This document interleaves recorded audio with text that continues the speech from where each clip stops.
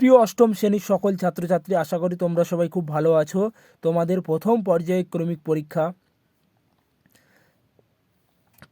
একটি প্রশ্ন সংকলন বইয়ের সেটগুলি তোমাদের আলোচনা করছি। দেখো শর্ট প্রশ্নপত্রগুলি একটু খুব ভালোভাবে দেখো।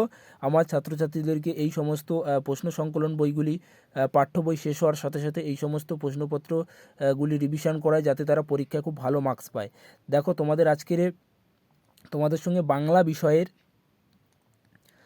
প্রথম পর্যায়ক্রমিক পরীক্ষার যে স্কুলের প্রশ্নপত্রগুলি আছে সেগুলি একটু আলোচনা করে দিচ্ছি এবং উত্তর সহ। ঠিক আছে, তোমরা একটু ধৈর্য সহকারে দেখবে। দেখো তোমরা উত্তরগুলি দেখতে পাচ্ছ, লাল কালি দিয়ে মার্ক করে দেওয়া আছে। দেখো ফার্স্ট সামেটিভ ইভ্যালুয়েশন, ঠিক আছে, বা প্রথম পর্যায়ক্রমিক মূল্যায়ন 2024 সালের। দেখো একটু দেখে নাও। ঠিক আছে, শর্ট প্রশ্নপত্রগুলি একটু পড়ে তোমরা অ্যান্সারগুলি দেখবে।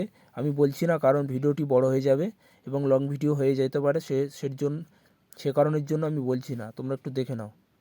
আচ্ছা, পরবর্তী স্কুলের দেখো প্রশ্নপত্রগুলি একটু দেখো এবং অ্যান্সারগুলি একটু দেখো। এবং এখানে একটি প্রশ্ন আছে, দেখো এই প্রশ্নের উত্তরটি তোমরা জানো, যদি জেনে থাকো তাহলে একটু জানাবে, যে ভ্রান্তি বিলাস গ্রন্থটি রচয়িতাকে রবীন্দ্রনাথ ঠাকুর, না ঈশ্বরচন্দ্র বিদ্যাসাগর, না দ্বিজেন্দ্রলাল রায়।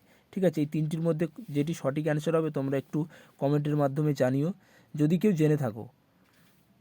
আচ্ছা, তারপরে পরবর্তী স্কুলের দেখো শর্ট প্রশ্নপত্রগুলি একটু দেখো শুধু জাস্ট। নেক্সট দেখো, বা পরবর্তী স্কুলের দেখো।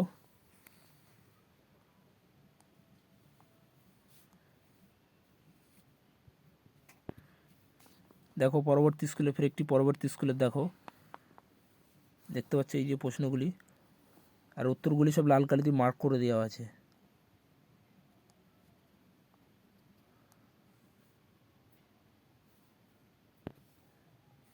পরবর্তী স্কুলে দেখো।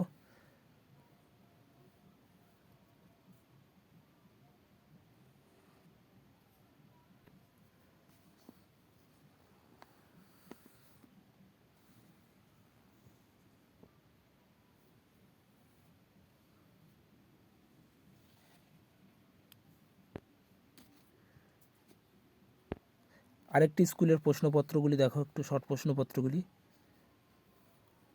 রাজহাঁসের ডিম আনার দায়িত্ব কে ছিল? প্যালা। তোমরা জানো, খুব সহজ কোশ্চেন। পরবর্তী স্কুলের দেখো।